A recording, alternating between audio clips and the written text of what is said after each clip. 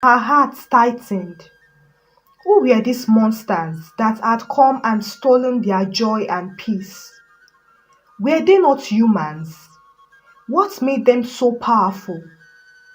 She decided that enough was enough and that they cannot continue living in fear of the unknown anymore. Something needed to be done, and someone needed to do that very fast. Many years ago, in the village of Ogidi, there was a young king named Uzo and his beautiful wife, Queen Adugo. King Uzo and Queen Adugo fell in love when they met at the stream. Adugo was an orphan girl, while Uzo was a prince at that time. Shortly after the death of the king, his father, Uzo was crowned the next king, and he married Adugo. The kind of love King Uzo and Queen Adugo shared was rare. The king loved and respected the queen, and publicly makes it known that no one comes before her. The queen in return loved and respected the king, being both a wife and backbone to him.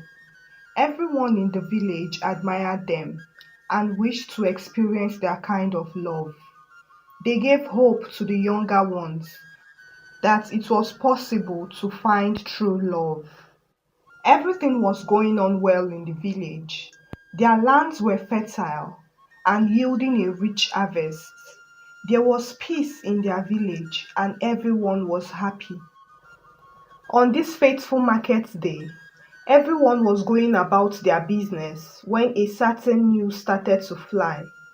The traders that usually came from marketing villages to sell their goods started to tell the people of Ogidi that a certain group of merchants were going to different villages to forcefully carry out their business.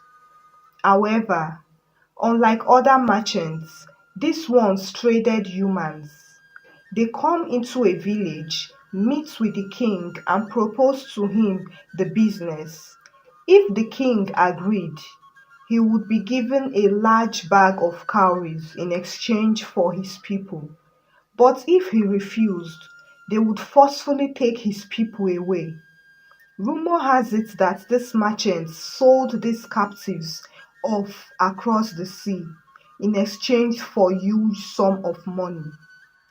They went on to say that some kings are now in alliance with them, while the ones that refused are facing the music. People now live in fear, not knowing when their village would be the next target of these merchants. Even though the news wasn't confirmed, the people of Ogidi started to spread the news all around the village. Some people believed the news, while some called it cheap rumors of lazy traders who wanted to use it as a strategy to draw customers to their goods. This went on until it got to the ears of King Uzo. His chiefs brought the news to him to alert him of the recent happening around them. Being a wise king, he held on to the news in his heart, while assuring his chiefs not to worry that everything was in control. He urged them to calm the villagers down so as to reduce the panic in the village.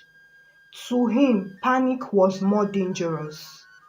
That night, King Uzo told Queen Adugo about the rumored human merchants and their escapades. Queen Adugo, sensing her husband's hidden fear, told him, "My husband, the bravest man I have ever known, I know you worry about the welfare of your people, but like you said, this is just a market rumor. We cannot do anything because we are not even sure if it is true. I would suggest you send out some men to go and investigate if these merchants are real. From there, we will know what next to do." King Uzo looked at his queen in admiration. "You see why I talk about you.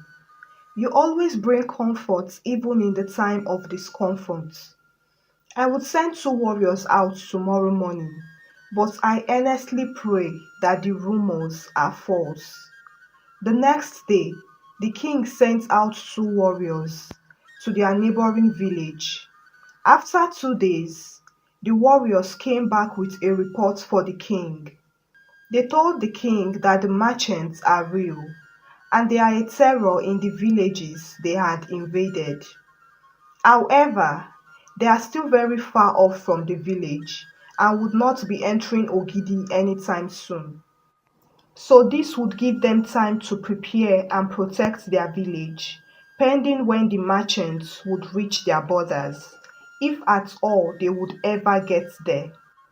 King Agu's heart skipped a moment. What kind of temptation is this? His fathers before him had held and protected the people of Ogidi. Why must it be in his time that this kind of challenge must happen? Does it mean that Ogidi would fall in his hands?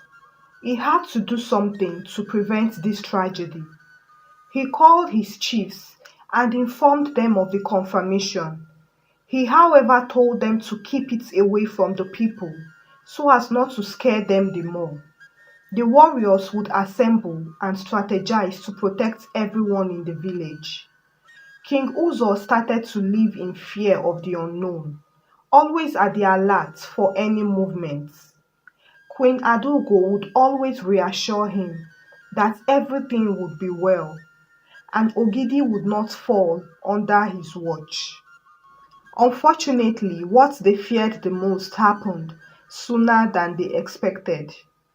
King Uzo had just finished meeting with his chiefs when some men on horses rode into his palace. They greeted him with an official seal and stated that their mayor sent them to discuss business with him. The spokesman said that the mayor has found treasure in Ogidi and wanted to extend a hand of benevolence to the king. The mayor needed only a small favor in return: able-bodied young men and young girls. In return, the mayor would give him lots of cowries and protection. King Uzo looked at the men and was immediately filled with disgust for them. He told them plainly that his people were not for sale and that it was his duty to protect them. He gave them the reply to give to their mayor that he wasn't interested and he would never sell his people no matter the reward. The men left with a warning to King Uzo that he would regret it, as no one ever defies the mayor. King Uzo understood that he had drawn a battle line, and so he sent warnings to everyone in the village to always tread with caution and stay away from late night movements. They should always keep to walking in companies of more than four people and be at the alert at all times. The king increased the security at the borders of the village and in the palace. Children were no longer allowed to come outside. Everyone in Ogidi walked around with caution and a mind of self-defense. Until one day, someone started shouting that fire was burning in people's farms. The young men in the village and the warriors all ran to the farms to salvage the situation. As they were there, several men on horses came and captured them with ropes. Some were lucky to escape, while some were captured and taken away.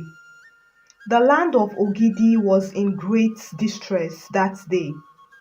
Who would have thought that they would come and catch them unawares? The king was shattered. He felt he has failed his people. He was not there to protect his chicks from the hawk. Queen Adugo consoled him and urged him to remain strong for his people who looked up to him. King Uzo gathered more warriors and they tightened security everywhere in the village. Warriors were to accompany the people everywhere at all times. If the girls wanted to go to the stream, they would go with them to protect them. They continued like this until one day the village girls had decided to go to the stream to fetch water under the protection of the warriors. Unknown to them, the merchants were close by, and they quietly knocked the warriors unconscious with powder in white handkerchiefs. They captured many of the girls and took them away. This was the second time the human merchants invaded their village and captured their people. Everyone was scared and didn't know what to do. They did not know who was next or when these merchants would come again. King Uzo was helpless. He turned to his fathers to come and help him so that their beloved land will not be wiped away. He lost his appetite and was in a very bad mood. Queen Adugo saw her husband drown in sorrow, and her heart tightened. Who were these monsters that had come and stolen their joy and peace? Were they not humans? What made them so powerful? She decided that enough was enough and that they cannot continue living in fear of the unknown anymore. Something needed to be done, and someone needed to do that very fast. That night, Queen Adugo told King Uzo to please permit her to go into the enemy's midst and bring an end to all the problems they were facing. King Uzo looked at her and warned her never to mention such abomination again. He would rather die than allow any of those men take her away. Queen Adugo held his hand and spoke to him softly, trying to convince him to let her go, that this was the sacrifice she was ready to make for him and their people. But the king flatly refused. Queen Adugo would beg the king every day for him to let her do this. And after several days, the king reluctantly permitted her, with the condition that after 7 days, if he didn't see her, he would come by himself to the enemy's camp to rescue her. Queen Adugo disguised herself as a lady going to the stream, and when the merchants came, they took her along with other villagers. On their way to the merchants' camp, she signaled to the villagers to not disclose her identity. They were taken to the temporary camp, where they usually separated the people that would be sold off across the sea. The remaining people, who were usually beautiful girls, would be taken to the permanent camp with them.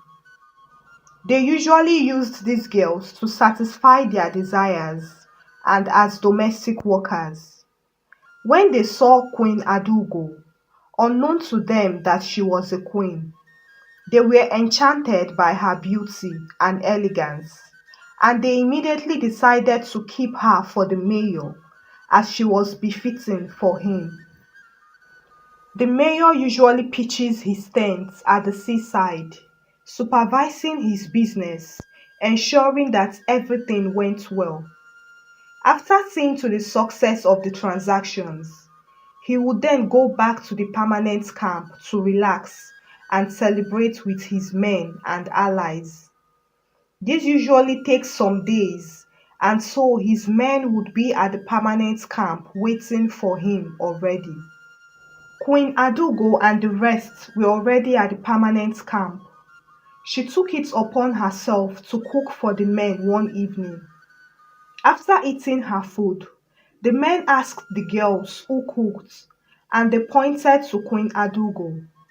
They were very delighted, and they told her that she would cook the meal again when the mayor was around, as it was very delicious. Queen Adugo nodded in submission. The mayor was to come back to the permanent camp after a very long time at the seaside, and so he wanted to host a party. He invited all the kings and chiefs that had been loyal and helpful to him in his human business. They all arrived that day and were in jubilant mood. Queen Adugo had already started cooking the delicious meal that was to be served at the party. When the mayor arrived, the men took Queen Adugo to meet him at his inner room. When the mayor saw her, he was very pleased and told the men to bring her to him that night. He then went to join the party. After drinking to their satisfaction, the mayor, his men, and all his guests started to eat the food prepared by Queen Adugo, unknown to them that she had poisoned the meal with the juice of a poisonous leaf, and in 1 hour time they all started to vomit blood and fell to the ground dead. During the celebration, Queen Adugo had seen one of the chiefs that belonged to her husband's cabinet among the mayor's guests. It became clear to her that when King Uzo refused to do business with the mayor, this greedy chief went behind him and sold the village to the mayor. He has been the one giving the mayor information on how best to capture them. Queen Adugo thought to herself, well, good for you. You whined with the devil, so you have to go with the devil. Queen Adugo was still lost in thoughts when she heard footsteps behind her. She turned and saw King Uzo and some of his warriors in the permanent camp. She ran to hug him and narrated all that had happened to him. King Uzo then told her that they had killed some of the men guarding the area leading to the permanent camp. He hugged her and thanked her for sacrificing herself for him and the people of Ogidi. He promised to protect her forever and never let her face any difficulty again. They set the other captives free and then returned to Ogidi, where they ruled together. They went on to have children and lived in peace and harmony.